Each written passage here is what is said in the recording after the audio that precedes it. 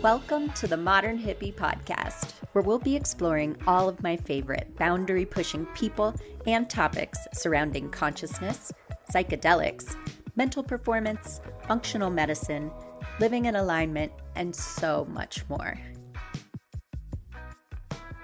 I'm your host, Barrett Perlman, a former pro wakeboarder turned body worker, energy healer, and well, a modern hippie. And I'm so glad you're here. Hello, and welcome back to the Modern Hippie podcast. I am your host, Barrett Perlman, and today I am going to be doing a solo episode to round out my 20th episode as well as the end of the year. And I'm excited to sit down and just talk to you guys about what's been going on and answer some questions that were submitted to me as well. So this episode is primarily driven by your questions, and we'll probably go off on some diatribes and long-winded answers of things that I'll share with you as well. So, wow, what a year 2022 has been. I don't believe in I do believe in synchronicities. I don't believe that anything ever happens by accident. And so as a Aries, this year has been sort of what's hailed as our emerald year. In astrology, there's a lot of planets that aligned and went direct, like Jupiter, the giver of gifts, and Neptune and Mars predominantly being in my house, I believe, of work. And so all these things really aligned for me this year to give me a fire lit under my ass. And ultimately, I guess that's why the Modern Hippie podcast came about. So yeah, it's cool to be at the end of the year and seeing a lot of those seeds I planted start to come to fruition and to get ideas about more things that I desire to creatively birth into this world. So there's a lot of things upcoming in the new year that I desire to share with you, including, you heard it here first, but an integration community. Excuse whoever is out there being reckless in their car. But I'll be creating an integration community that you could be a part of in the new year, a place where every week there will be a live discussion with me, and we'll be going through tools and tips and things to help you navigate your plant medicine experiences, as well as a community where you can interact with other people and conversate about your own experiences and ask questions and get help and have other resources available for you. So I'm very excited about that. And then I will also be offering a mushroom ceremony guide, a one-time purchase course about how, if you were interested in doing so, to potentially do your own mushroom ceremony at home. My lawyer would have me say it's for educational purposes only, but that will be available in the new year as well. And I look forward to sharing those things with you. Oh boy, what a year. For me this year, I traveled to 3 countries, I believe. I went to Morocco, I went to Guatemala, and I went to Peru. And I had spent sort of a year planning for this Peru trip, and my psychic told me to go like October of last year. And so I think by December I had found a tour that I really liked and put a deposit down and was like, I'll just start putting money away every week until I go. And didn't know why. I guess I kind of knew why, right? Like the aliens and the medicine men and the ayahuasca and, but at the same time, not understanding what an impact it was going to have on my life, but just really trusting that there was going to be a major shift that would happen. And holy shit, was I right? I mean, you guys really got to trust your intuitions. You really need to trust your guts. I couldn't have even predicted the shifts that would happen. I feel like my life is on a bit of a new trajectory, still staying on the path of like the healing arts and helping people grow spiritually, mentally, physically. And to remove your own energy blockages so that you can heal to the best of your abilities. But my direction I've been given with that and the new contacts I've made and essentially the growth of what I call my cosmic tribe now. I feel like I have my earth tribe, which are my friends here who, live and die for and couldn't have gotten this far without.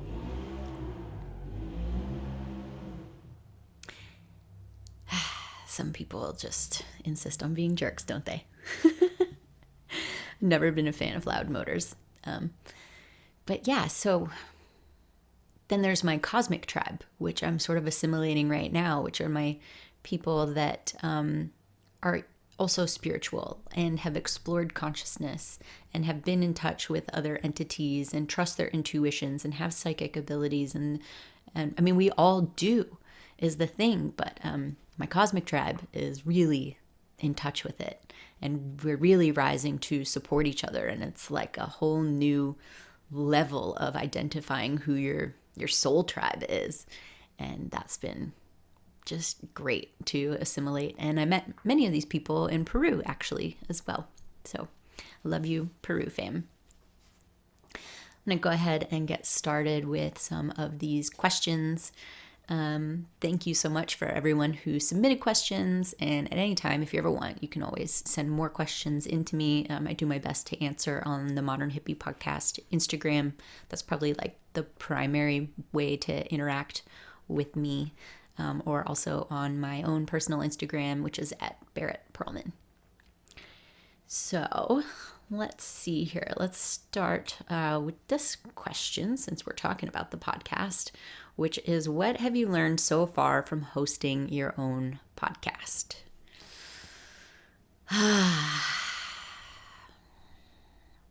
Gosh, I've learned that for starters, it really is okay to just get started. Coming from a business perspective about things, I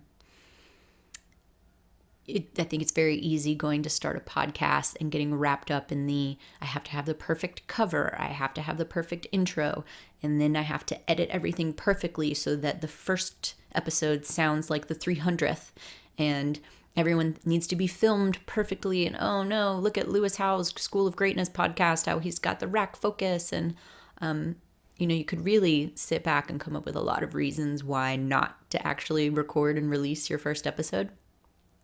And what I did with this was something that I don't usually do with projects, which was just make it and put something that wasn't 100% out there.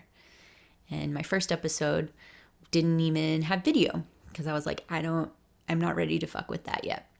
And I ended up just, when I put it up on YouTube, I think I just put like the Modern Hippie logo up on the screen for the entire hour of the conversation. But you know what? People still listen to it. I'm really shocked. I also learned that YouTube is king. And I have a friend who would kick me right now for admitting this, but I'm not a big YouTuber. I hate watching video tutorials. I would rather look at a written tutorial and skip to the parts that are what I need to do. I really don't spend time on YouTube looking at things, watching things. I'm pretty busy. I'm pretty busy all the time. And what I really discovered is that a lot of people love YouTube. In fact, I would say YouTube is like the second biggest following we have right now, which I didn't expect. And it grew a lot. There's many ways to get followers quickly. Information's really shareable. And I'm consistently shocked at the amount of people who are like, ooh, can you send me the YouTube for that episode? And I'm like, okay, all right, I give up. And what I've ended up doing really for especially the people I see in person is just like a locked off shot, just a locked off wide shot. And people love watching it. I used to be a television producer and I used to be a digital producer as well for like Snapchat and different YouTube channels and things. And one thing that's always killed me coming from television and coming from movies is that like people love shitty content. They love shitty video content. And it's really it's really popular on social and it's really popular on digital. And I mean, on one hand, that's like what gives me the confidence to keep going and to keep stumbling. Like, I still think what I put out there is not 100% at all by any means. So if you are contemplating starting your own podcast, I highly advise just do it. Luckily, my editing background came into play. So, editing the audio and things was just like really easy for me. Though I wish I wasn't the one who sat down to do it all the time. I would really like to outsource that at some point, but we here. And just get started. It was a good lesson in put imperfect shit out there and then improve it along the way. Now I even have, I upload video episodes to Spotify as of a couple episodes ago. And so that's new and something that when I started, I was like, oh, I'll never do that. And now here I am. And so because of it, it's given me the confidence to kind of start up a couple YouTube shows that I'm real inconsistent with. But I have Psychedelic Real Talk as well as the Alchemy Sessions on my Barrett Perlman channel. And yeah, they're real imperfect. I do them as I can and I try to enjoy them, And the other thing I've learned there's a lot of things I've learned from answering this question. But I also love that I'm not focused on monetizing this podcast. And that has really given me a lot of freedom. And I feel that freedom a lot when people try to tell me what to do. I think one of my closest people in my circle is kind of the only one, as well as my mom, but her opinion doesn't really, I love you, Mom, her opinion doesn't really count because she doesn't listen to the podcast and she's not my target demographic, like at all. But I've had a little bit of feedback about people wish the episodes were shorter, like 15, 20 minutes. And like, that's just not my vibe. I've got a lot more to say than fits in 15 to 20 minutes. This isn't that kind of podcast. One day I would like them to be 2 hours, like Joe Rogan, Aubrey Marcus. Those are the podcasts I listen to. Those are the podcasts I desire to emulate. And also in like not monetizing it, nobody gets to tell me what to do.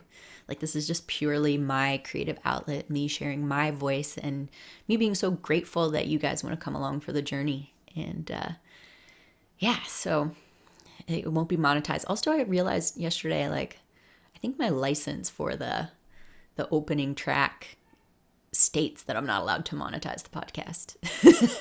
So maybe that's a little helpful.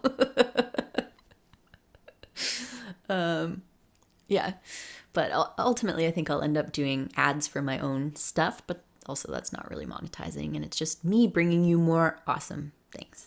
So I think I've answered that question. How can we consciously create energy from within? This is from Scott with the bangers about energy. Creating energy from within can be done in such a wide variety of ways. I mean, you could even do something like Qigong, which is literally the martial art practice of moving and facilitating energy. I think it's a Chinese practice. But generally, where you place your attention is where the energy flows.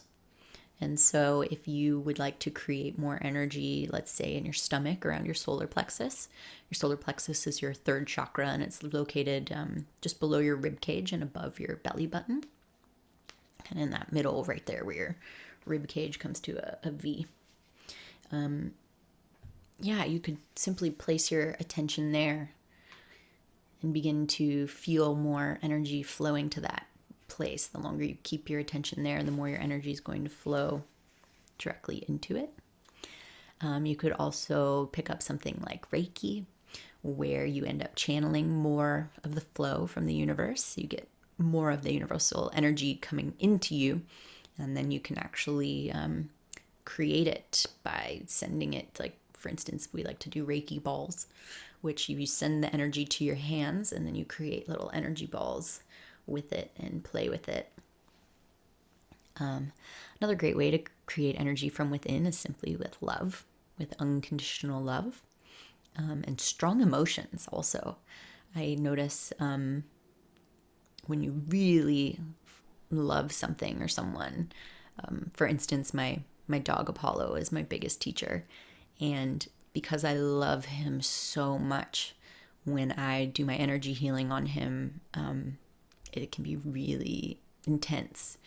Sometimes it feels like it's supercharged compared to what I normally do. And so I found for me that is the key to having the most impactful energy healing sessions for my clients, is really channeling unconditional love for them and sending that into them, and also surrendering into that unconditional love then as our energies merge, so that it can quickly, freely flow into their energy fields. Hope that answered your question, and thank you for it.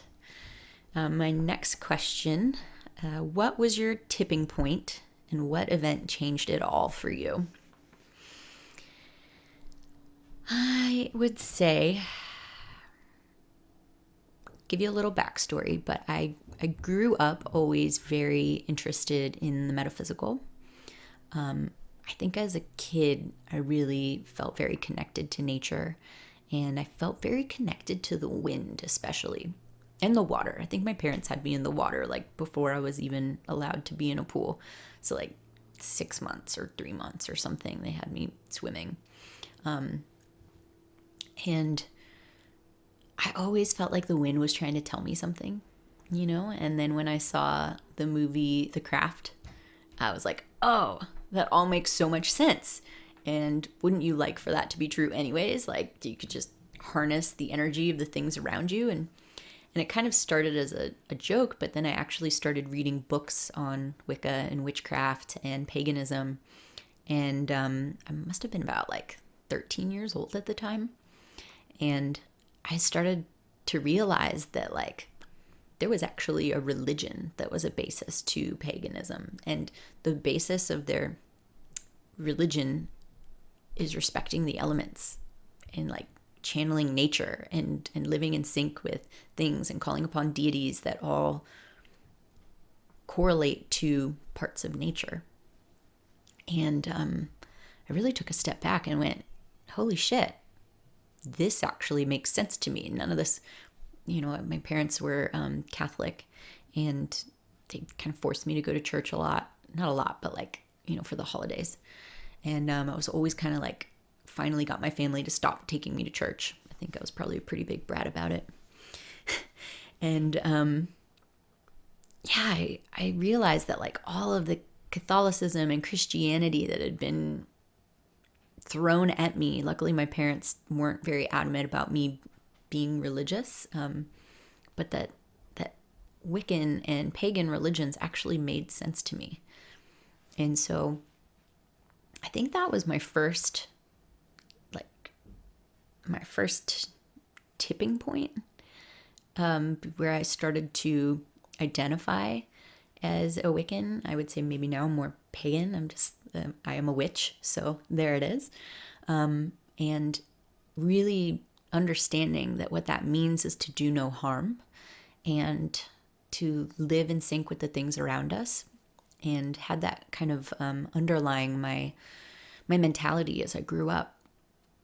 And, I think I took mushrooms for the first time when I was like 18 and had this wild experience that, I was with a group of friends in Tennessee, and it was like everything you would hope for your first mushroom trip. Like they put on Dark Side of the Moon to the Wizard of Oz, and like you would watch the screen and like things would freeze frame and spin out like a cartoon, and I could see things and colors, and but I would often find myself in this back bedroom with my eyes closed, listening to the music and watching what was happening and just having the most amazing time. And it killed me because they kept coming in to grab me, and they were like, no, you're going to have a bad trip. You're going to have a bad trip. I was like, I promise you there's nothing bad about this. I am having a blast. And they forced me to come back into the group and hang out with them, which was actually kind of overwhelming for how many mushrooms we took, I guess. But so after that, I didn't even really take mushrooms anymore. And I was really depressed most of my life, and I was really suicidal most of my life. And, eventually I moved to Los Angeles when I was 25 years old.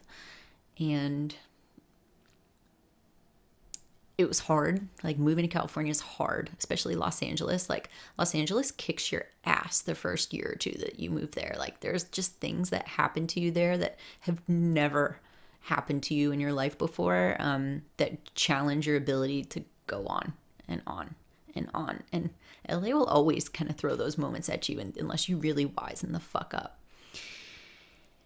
And, I think I first got in therapy when I was 8 years old over wanting to kill myself at 8 years old. And so I'm, I guess, kind of lucky in the sense that I grew up with having been asked inquisitive questions, self-reflective questions.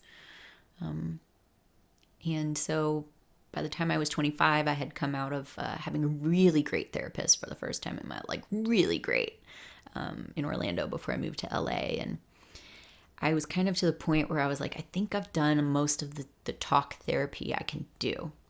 And what is someone really going to say to me that I'm not already saying to myself? And on another, 2016, I had a breakup with a boyfriend that I've talked with about this on this podcast before. And he just really led me to believe a lot of things about myself that I don't think were actually true. Like I was a horrible person and a narcissist and, like those kind of things. And I didn't want to continue living, and I took these mushrooms that I had acquired, and that night I would say would be the event that changed everything for me. Having this wild breakthrough on mushrooms that night, this incredible mystical experience where I was walked through and guided how to love myself for the very first time in what was probably my entire life, changed everything and really started to get me on a path of using mushrooms regularly. And I mean, even in doing so, then I kind of stumbled into MDMA and would discover how easy it was to communicate on MDMA and how easy it was to look at problems and find resolutions quickly and feel love quickly. And, I would say MDMA isn't my favorite psychedelic medicine, but it has its place. It really has its place. And I got a chance to work with some other people on that, helping guide and talk to them through their problems while we were both on MDMA and see the drastic shifts that it had. So I'm really glad that MDMA therapy is coming to the forefront, psychedelics. And so mushrooms were really the event that changed everything in that 2016 year, and got me to get back to focusing on spirituality and the things that, I think that society has come around to greatly and generally accept that by taking care of your body, you can prevent many things from happening. You can not smoke cigarettes to not get lung cancer. You can eat healthy to extend your life. You can not eat processed sugars and not drink alcohol to look younger.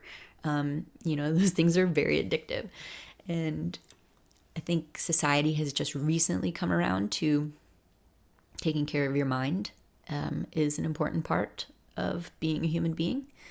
And once I had this psychedelic journey, it became utterly apparent that taking care of my spirit was a really important part of the journey as well. And that was when I truly began to find happiness, was when I started focusing on taking care of my spirit. So I'm taking care then of mind and body and then spirit.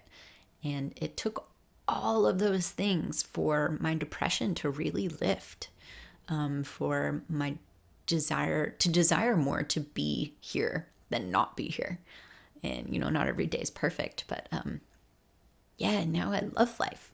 And so I think that's pretty great and something that I desire to share with the world. And, maybe psychedelics aren't for you, that kind of leads me into this next question, which is, outside of plant medicine, what do you do to continue spiritual growth? And outside of plant medicines, I think that you can definitely meditate. And, if you're one of those people who says you can't meditate, yes, you can. You just haven't tried them all yet. I'm a big believer in throwing everything at the wall to see what sticks. And that's including different kinds of meditations. Like, until you've tried 15 different kinds of meditations, do you really even know what works for you? I mean, there's so many different kinds. There's shamanic ones with visualizations. There's mindfulness meditations, which I actually find to be really hard, which are just quieting your brain and getting it to be quiet. There's mantra-based meditations where you repeat mantras over and over again. There's visualization, like meditate with your energy fields, instead of just like going on a journey in your head. So there's so many different kinds of meditations, and unless you've tried like 5 to 10 of them, I don't believe that you can't meditate. Meditation's really important. And just like going to the gym, you build up that muscle, and then once you start to discover the peace that happens in your brain after you've meditated, it's like it's something that becomes addictive. Like you realize that all of a sudden now you had been out of control this entire time. And now you're the one in control of your brain again. And it feels really good to take back those reins, to take back control of your thoughts. And meditation is really the key to doing that. Other things I like to do include breath work. I think holotropic breath work is incredibly powerful. Again, that's like also known as psychedelic breath work, but it's just fucking powerful. It triggers similar DMT releases in the body, but for a quick snippet of time, and you get a chance to sit in that and experience that, as well as allow the body to do what it does best with its own medicine of oxygen. I mean, really, essentially, holotropic breathwork over-oxygenates the body, and then the body just lets go of these things that it's been holding on to. So you'll often get visions, or you may see colors, or you may get just full-on playouts of scenes in your head. It's pretty cool stuff, and something that I'm excited to be doing more of now with my personal practice. And that's really important as well. Another really important thing I do for my spiritual growth is receive energy healing and receive different energy healings from different people. I kind of have my fixer, Lynn Teachworth, who was on a couple episodes ago, and while he is a body fixer, he's a systems fixer. He's an energy healer as well. And for example, I called him a couple days ago and we had a distance session. And so he tapped into my energy fields and the systems running in my body and the programming that I had going on. And he worked with me specifically a lot around degunking my solar plexus, kind of degunking my energy fields in general. I mean, a couple weeks ago kind of failed the test from the universe and have had just an unbelievable amount of low frequency people come at me with things I definitely don't deserve. Like it's wild. And the muck of bad energy that they've thrown at me, and just their own fits of not being able to sit in their own self, their own actions, their own enoughness, has been wild.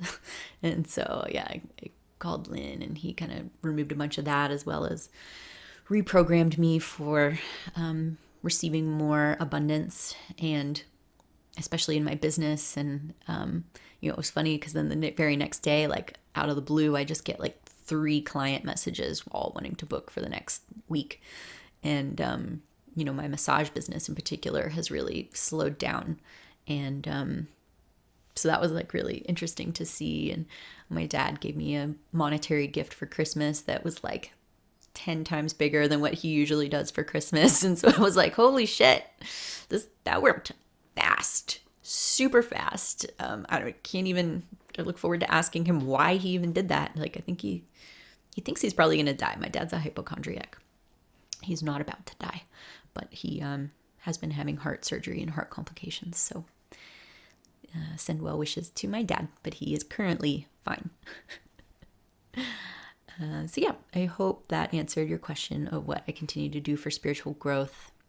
I don't think I finished that. Yeah, so Lynn is very helpful for working on my energy systems and the programming of my body in a way that's different from the woman I also do remote sessions with, who is a energy healer, and she's like a cord cutter. And so she'll really get in there and she'll remove curses that people put on you. She'll remove emotions that other people put on you. And she's also very psychic, so she gives good advice and can really see into what's going on with you. So she's, important part of my team. And having people do that work on you is like just a fast track at getting your energy back going and free flowing. And so, you could do it the hard way. You can do it all yourself, but like, big fan of throwing $160 at it or whatever. And like, here, help me, please. Like, help me get out of this funk I'm in. And then like, boom, give it 2 days and like funk be gone. So I think that's really, really important for spiritual growth. Let's see. That will then shift us into questions about psychedelics. Are psychedelics illegal? Yeah. So no. We'll just shorten answer there. Are psychedelics legal? No, they are not. But I was trying to say, yeah, this conversation. They are legal in a couple places around the world, including Jamaica. I want to presume they're legal in Costa Rica. There's so many there. I know, like in Peru, for instance, they are not legal, but they are not prosecuted. So if you're doing it within a religious context, they allow that. Here in the United States, they are decriminalized, upcoming in 2023 in Oregon. And I believe legal within the context of being at a retreat center, having an experience, as well as sitting with a facilitator. It has been decriminalized in cities around the United States, oddly enough, including Washington, D.C. But what does decriminalized mean? It's very vague, and it is not a catch-all free pass to being allowed to have psychedelics in your possession. In Colorado, they also voted to decriminalize plant medicines, which I believe will probably go into effect in 2024. And so up until that point, it is still illegal. And here in California, we just got SB 58 rolling and moving again, thanks to Senator Scott Weiner. And that would seek to decriminalize plant medicines in the state of California. So, short answer, no, they are not legal. But do you really, if you are in need of what psychedelics have to offer, do you really have the capacity to wait until they're legal? Only you know your situation, only you know what's going on with you. But for me, the path to happiness couldn't have come fast enough. So, how long do the positive effects of ayahuasca last? Ooh, ayahuasca. She is a beautiful beast.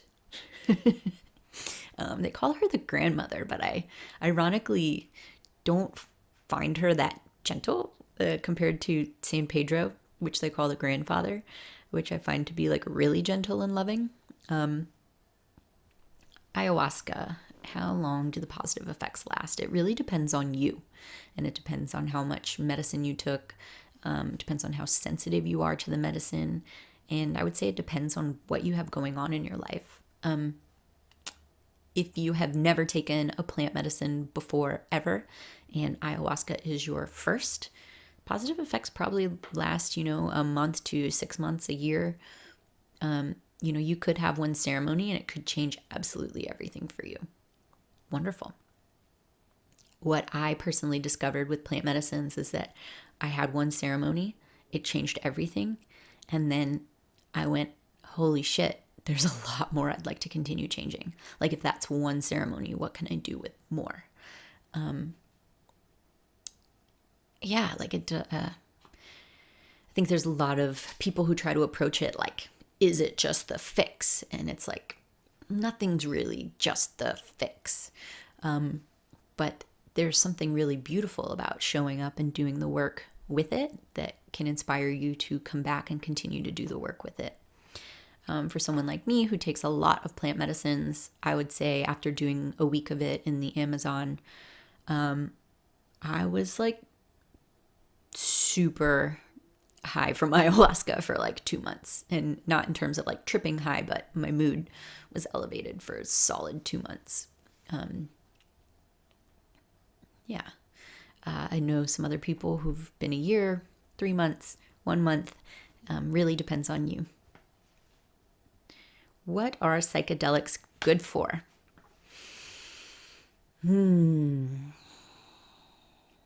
I would say psychedelics are good for getting in touch with the universe, getting in touch with source, and getting in touch with you at your most fundamental levels.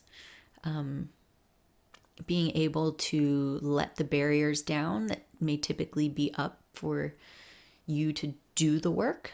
I think a lot of people put up shields and walls to like going deep into their traumas and their emotional complications, and psychedelics kind of put like a bridge over that makes it a little less scary and a little easier to deal with. And especially in a facilitated setting, there's really incredible things that you can do to break down your own walls and heal your own traumas and then integrate them.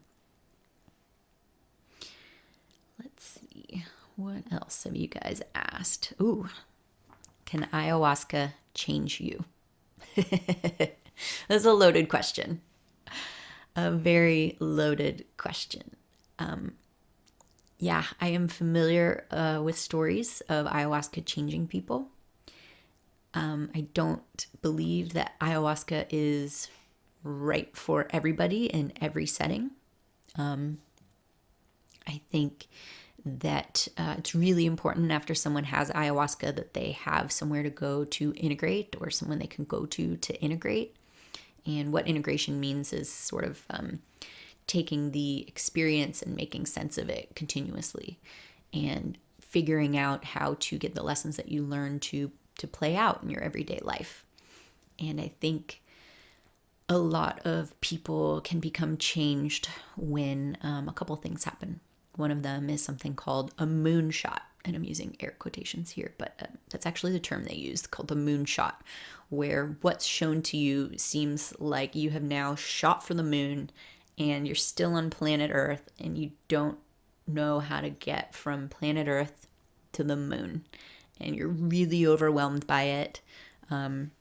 For instance, my stepbrother was dating a woman who went to Colombia to do ayahuasca. And she was a lawyer. She's very successful. She's getting ready to grow in the practice that she was at. And came back and ultimately decided that she needed to write an autobiography on her life, and she needed to break up with him. And she just made this like major pivot around trying to share her story, which I'm not overly familiar with. But yeah, she really changed and became energy sensitive to his belongings, and to the point of like kicking them out of her house and wanting nothing to do with him. And to me, I really question who was supporting her at that time after her ceremony. I question who she went to. I question what medicine she was given. I question her medical background, because another reason that ayahuasca could change you would potentially be if you have a history of schizophrenia in your family. Though schizophrenia does not really go well with classic psychedelics. If you have the genes for it, that is something that can get triggered in you, and that's incredibly unfortunate. I believe marijuana actually has the same effect on people, and they're starting to see that as well, that a psychosis can evolve from smoking marijuana. So yes, ayahuasca can change you. I also believe ayahuasca can change you for the better. Ayahuasca had a beautiful impact on changing me and helping lift my depression when I first went to ayahuasca, maybe like 4 years ago. I really got to have a deep conversation with myself about where my depression was coming from and how it wasn't even of this lifetime, and that gave me a whole new perspective on how to go about handling it. So for me, ayahuasca has really given me tools to change for the better. But if you are concerned about doing ayahuasca, I highly suggest that you consult with someone in the space, consult with a shaman who you're thinking about going to, and make sure that they can answer all your questions before you go, and see what their plans are for integration afterwards, or who they can point you to for support after your ceremony. Next question. What would microdosing do for me? I love the microdosing question because microdosing is one of just the most delightfully vague,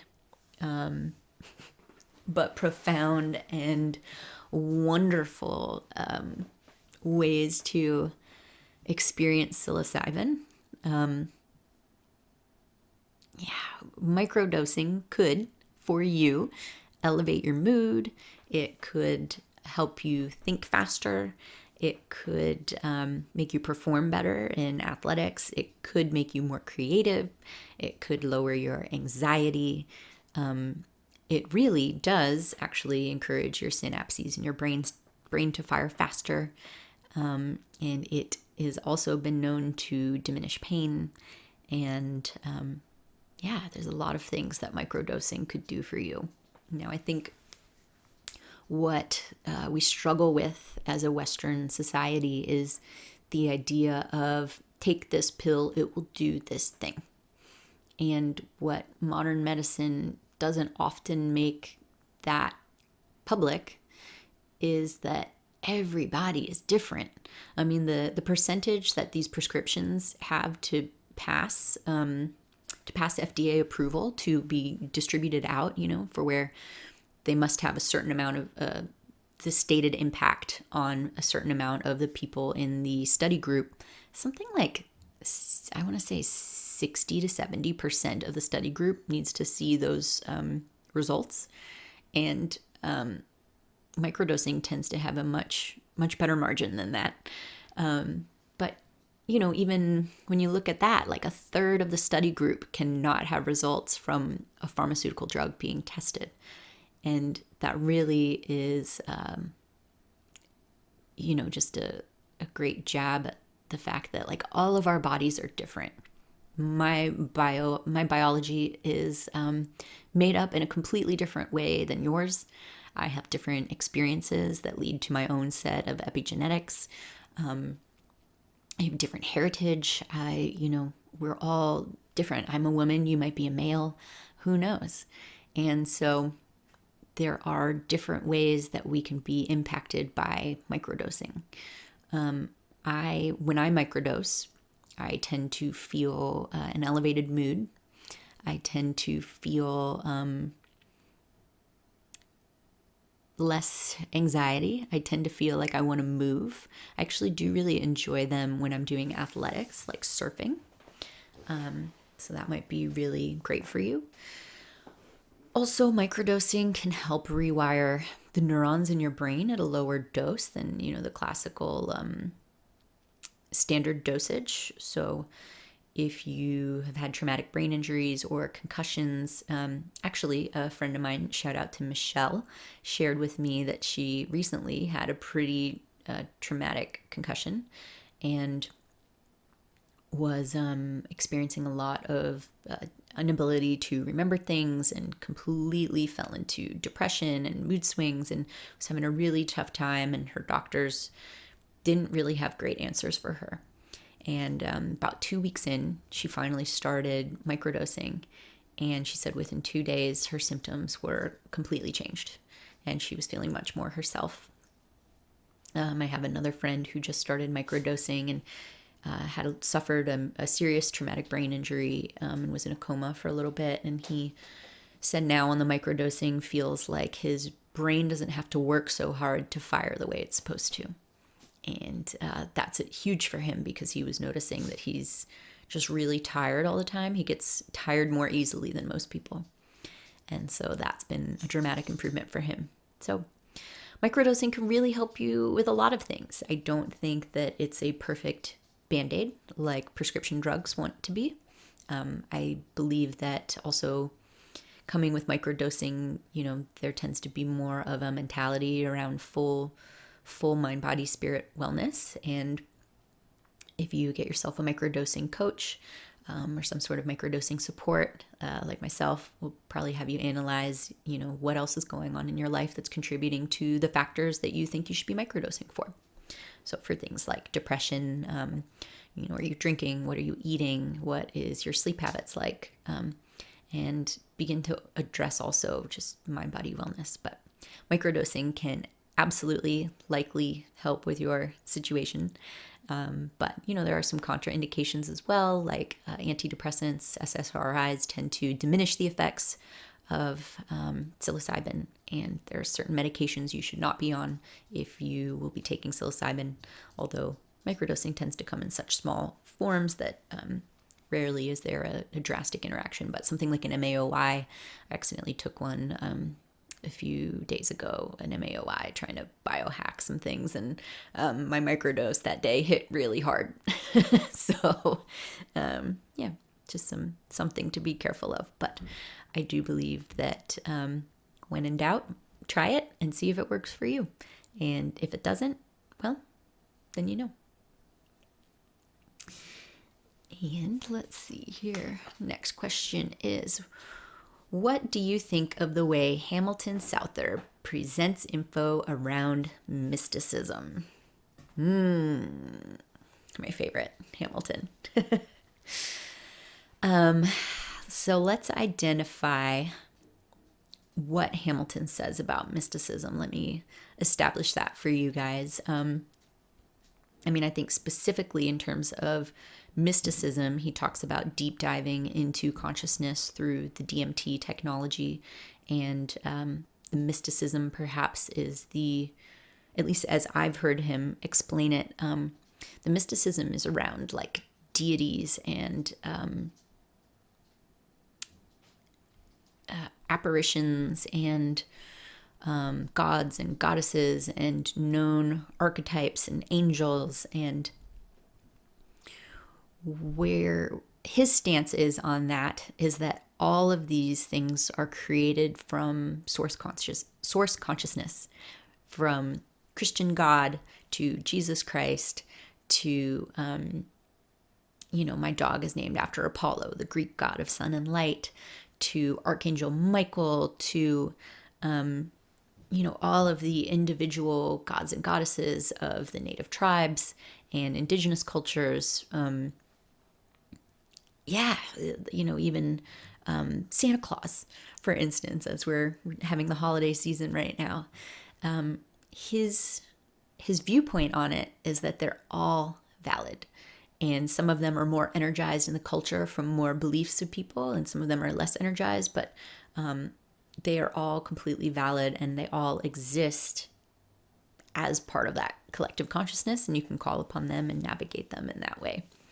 I think the other parts of what Hamilton says about mysticism, I'm all for it. being a shaman and seeing energies and having the ability to remove those energies from people through sound frequencies, especially, I think are incredibly potent.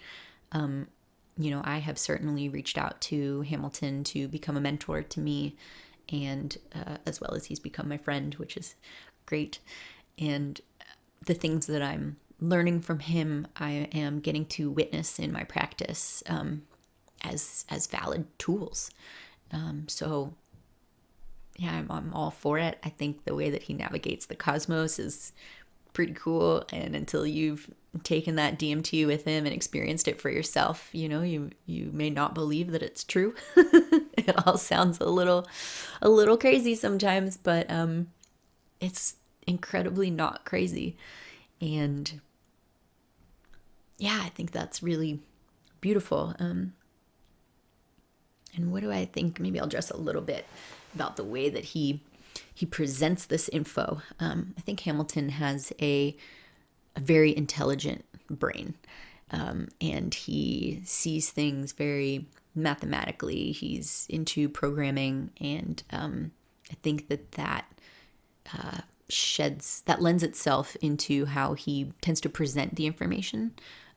He can tend to present it very quickly, logically, almost as if he's like writing the algorithm as he's speaking it, which I think is really cool. But as someone else, I'm also incredibly a mathematics person. I used to write HTML coding.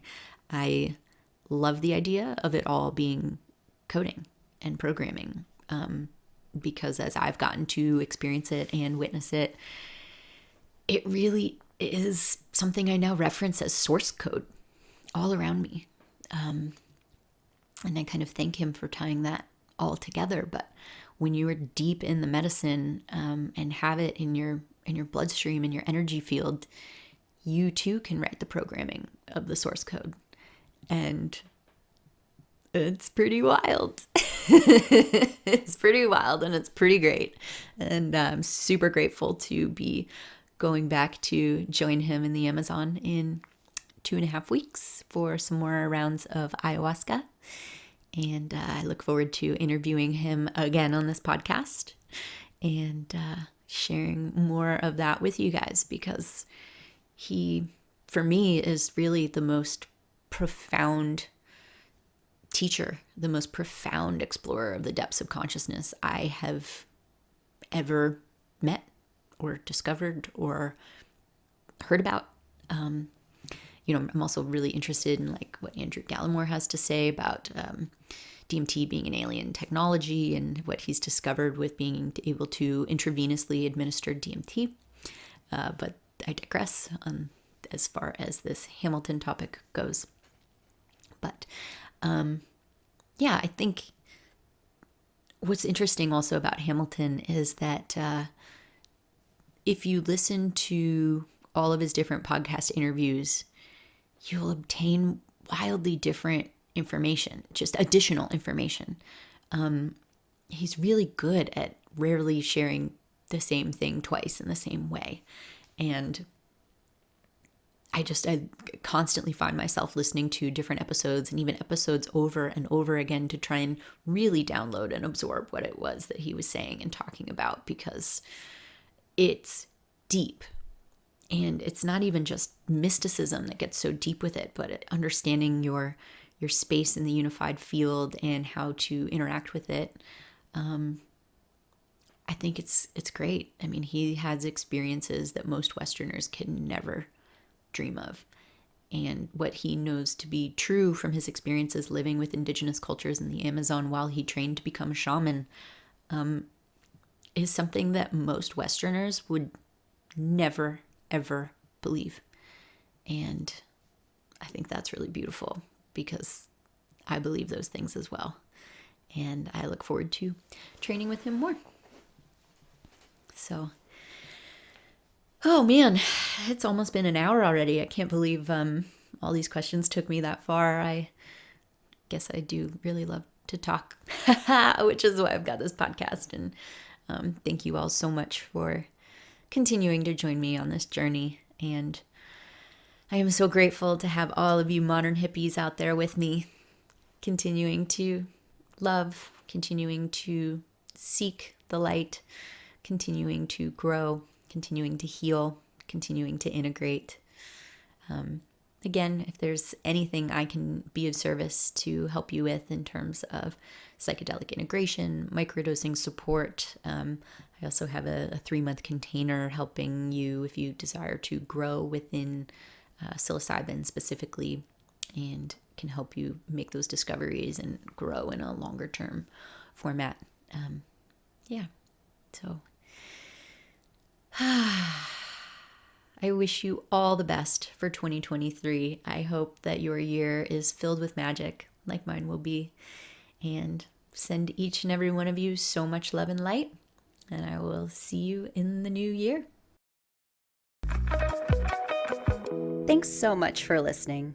If you enjoyed this episode, please subscribe and review this podcast wherever you're listening. I'm so grateful to have you on this journey with me. Until next time.